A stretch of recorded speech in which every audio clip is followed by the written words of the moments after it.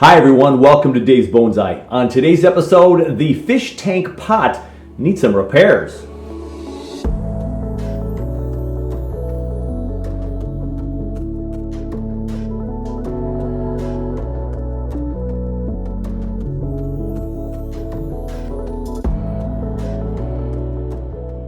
In a couple of my recent indoor video shoots, people have looked over my left shoulder when I'm sitting over there and had noticed that the fish tank pot did not have any water in it, so the fish tank portion of it was dried up. Now the forest is still there, but what happened to the fish in the fish tank? Oh my gosh, well it was quite the project and ran into a lot of snafus along the way. But for those who don't know, let's go back in time. Now this was a 15-part series, but let's go see how it all ended. The fish tank pot, episode number 15. We'll see what I'm talking about here with a sneak peek.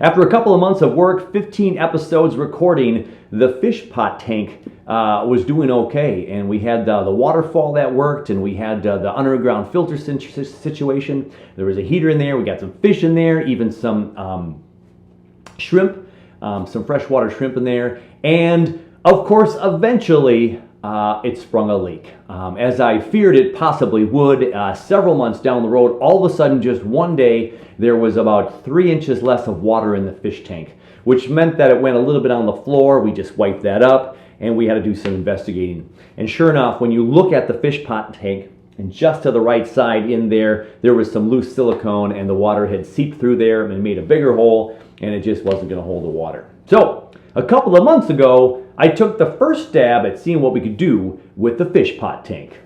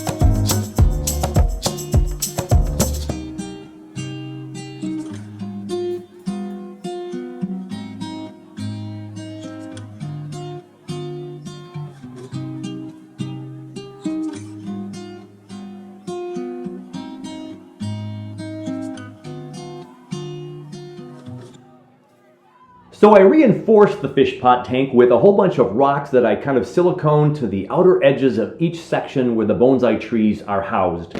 And we did lose the one front tree on the right hand side, and I just ended up taking that out. When it was dead, it just didn't look, it wasn't a cool enough looking dead tree for me to keep, so I took it away.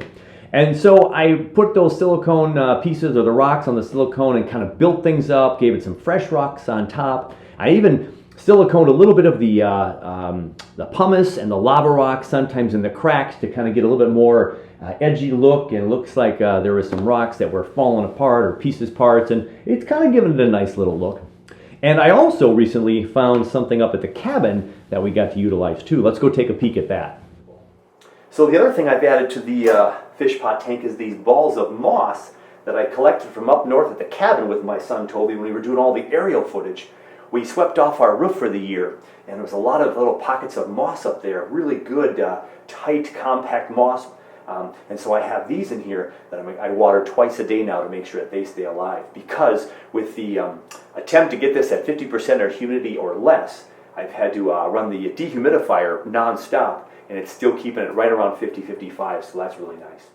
I pruned the Premna trees twice in the last couple of months, fixed the rocks, got some moss growing in there, which I'm watering twice a day, and so now we just have to do the tests. So just the other day when I was working on my big forest, getting them in the house, I thought, hey, you know what? Let's do an update of the fish pot tank and go ahead and see if we can put some water back in there. And so that's what I did. So I do have this really unique bonsai pot rock that my wife gave me several years ago. I haven't had a tree in it for a little while. They drilled some holes in here, but I'm going to put that right here in the middle of the fish tank so I can pour water and it won't disturb all the black fish tank sand at the bottom. But let's go ahead now and put some water in slowly but surely, and we're going to hope that this holds the water. It's been sealing up for over a month now.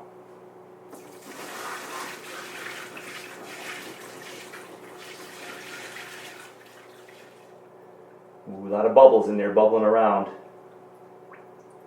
So this is about the point where it wasn't leaking anymore, so it was all the stuff that was higher. We're going to keep going and go for the gusto.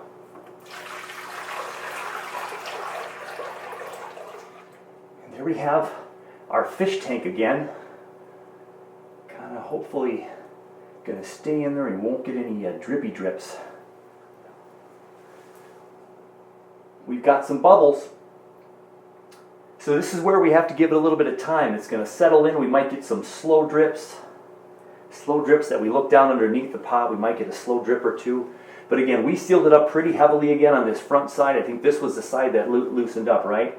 Back from the video we just showed you. And then one of the problems running the water down this waterfall here is it would go underneath and then it would kind of trail inside the bonsai pot tank, the bonsai pot part, and it would leak. So now I have silicone underneath all of this. This is the new rock back here. This is now siliconed in. This is permanent down here, so this trail of water will be permanent in the structure. This one is siliconed in, so there's silicone here, and this one is siliconed in.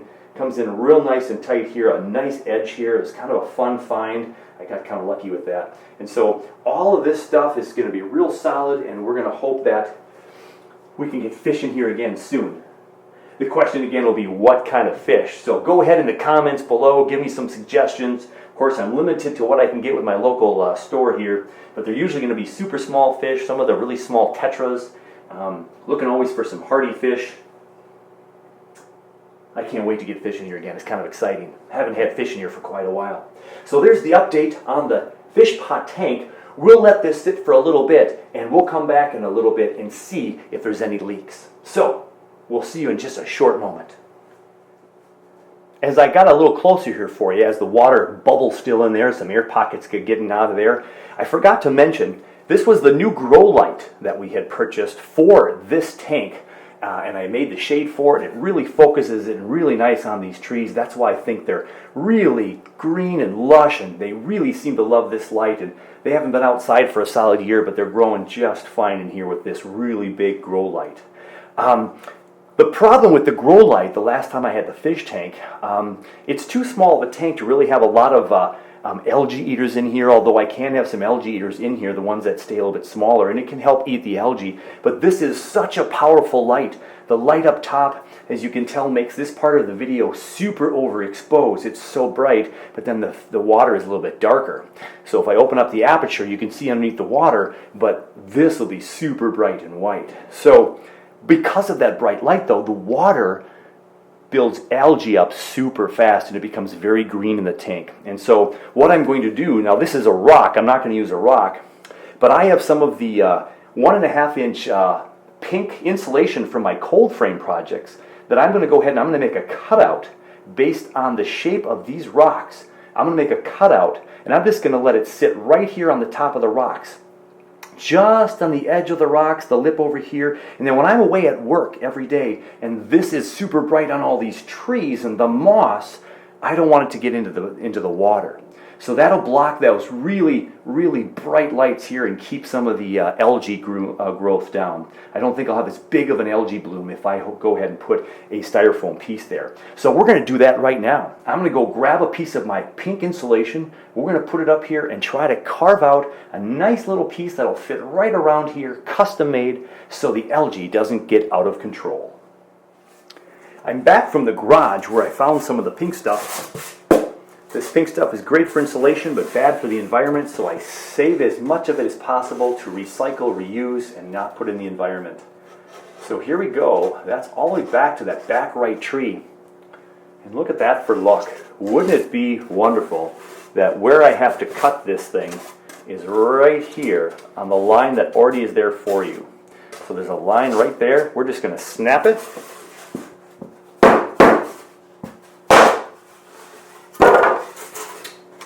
We just snapped it right on that line, and there's my cover. Doesn't have to be fancy, doesn't have to float in the water. It just has to let light see all of the new moss, has to hit all of the trees, and not cover up any important parts of that, but it covers where the water would be. So what I could do is cut off the corners just a little bit to shove it back a little bit further back. We have some exposed part here if I remove the rocks. If I move these rocks right now, it'll expose some of that back part. But I think that's good for now. So we will keep this on for most of the day. And then when I'm down here and I'm working and I want to look at the pretty view, I can get rid of that and we can see the fish pot tank in all of its glory. Well, since I've gone back and forth and run a few errands to the garage and back, the water's been in here for 5 to 10 minutes so far, real time, not camera time, but real time. And so far, no leaks, keeping the fingers crossed that it stays that way. So we'll keep monitoring it in the next few minutes, and we'll be back with an update in a click or two. About 20 minutes later, it looks like we have no leaks underneath the tank, nothing seeping out, things are good. We can put a little bit more water in here. I have the waterfall hooked up, and then I have this extra little tube here hooked up because I had 2 little filters going. I didn't put them in a real pretty fashion yet. I just want to see if they're going to work right now. So let's get those plugged in.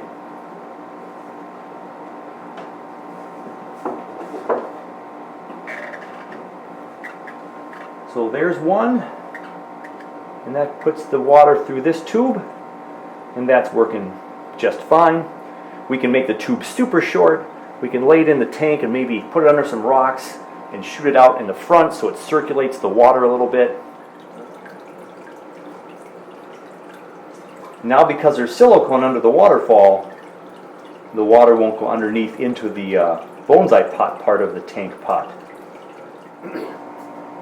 I took a brief time out to go have some dinner and came back down, so we're about a half an hour later. The lights have gone off in the plant room, so it's that time of night where the plant lights go off. We've got the water coming down the creek right here with the one filter that's working. The other filter is not working through the tube, but it's working inside the fish tank right now, so we're getting some movement of some water, and it should be nice and clean, and things will start to settle. It is a little bit strong of a current in there, but that'll certainly keep things moving around. We can hopefully maybe tweak that a little bit and lessen that. As I peek into that filter system, I'll look at it a little bit closer. But that's going to do it for today. We're going to leave it in here, and I'm going to come down tomorrow morning, and I'm going to hope that there's not a big pile of water here showing a potential leak. So we'll let this filter through for a day or so, and maybe we'll go get some fish for the next video. Yeah. After the first 10 to 15 minutes, the tank seemed to be holding water and everything seemed to be good. I had the filtration system on, at least the one that was working, and I just had to see what was going to happen and come back the next night and see where we were. Well, here we are the next day, and I've got to show you now the results of what's going on with the fish pot tank. My son ended up having the day off today, and we were going to work for about a 3 o'clock meetup to move the slate today. He got over earlier. We started about noon. After I put the larch into the cabin cold frame, the last tree in there, I headed out of the cabin cold frame for the slab planting. Yeah, we had the birch trees with the maple trees there on the slab planting, and we had to get that into the garage. But just to hold on a second here, before we were able to get that into the garage, we had to go make sure that the other two forests were in their right positions, put a little support on the workbench, and make room for this really heavy slate planting.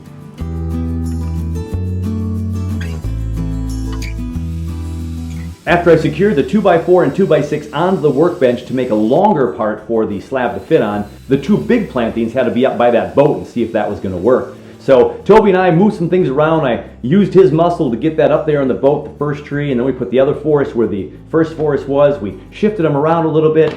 I think the two boot trays that I put on there underneath that forest on top of the boat will capture most of the water, and I did put a piece of wood in the back of that structure so it would make it a little bit higher and make all the water run towards the front, and so if we do have too much water, it'll seep over the front of the boat and not into the back side of the boat. So that fit there okay, and we got the other forest where it needed to be, and I think we're in good shape. So let's see if the slab now is going to fit in its new home.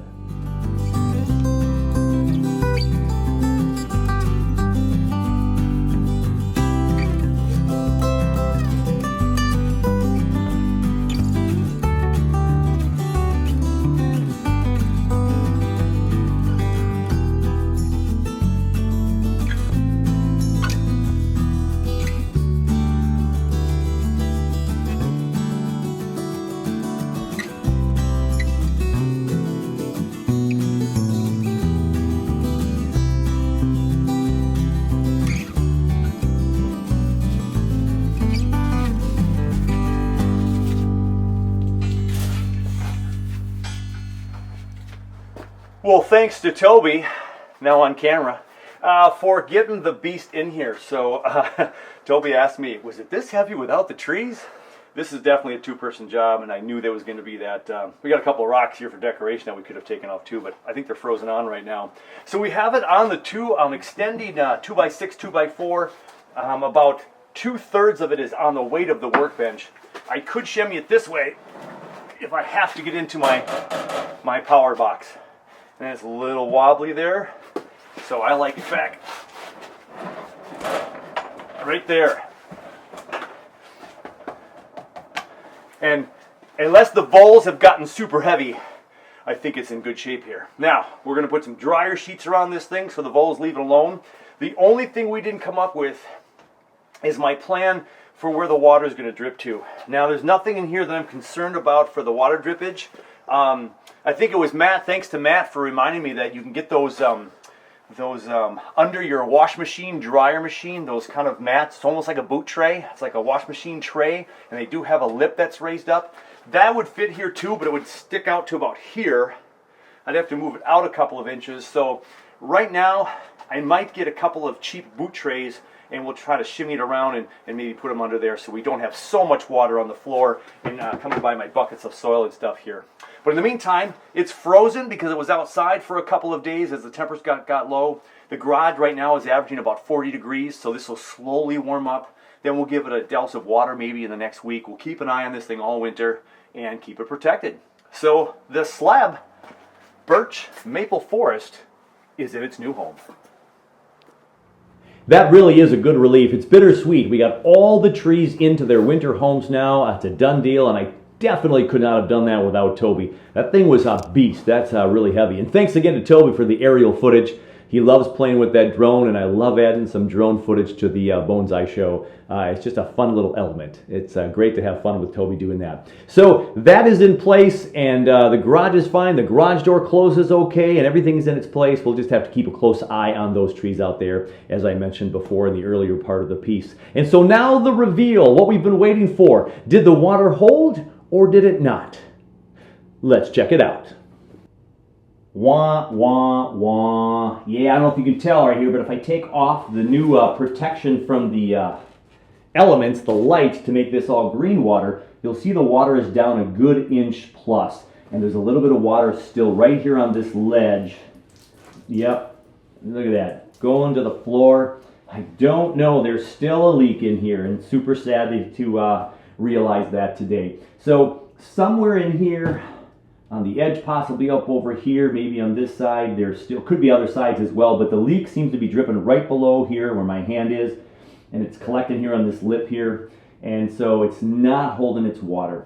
So I might have to drain it down again to about the sand level, and I don't know if I can add some more silicone and just see if that's going to take care of the leaks. We can only silicone it up some more. I've joked with some people after this project that since I'm having this trouble with the leak and the silicone, next time I'll just have to buy a 5-gallon fish tank and build around it. You win some and you lose some. So the fish pot tank will have some more repair work before we can get that thing solid with water and not dripping anymore, before we can add some fish. So more work to do on that. But the trees are all tucked away for the winter. The forest looks kind of fun up on top of there. We'll see if we can get some new work done on that thing throughout the winter months. And that's going to do it for this show. Hey, thank you so much for watching. Take care of you, take care of your bonsai, and we'll catch you soon on the next one.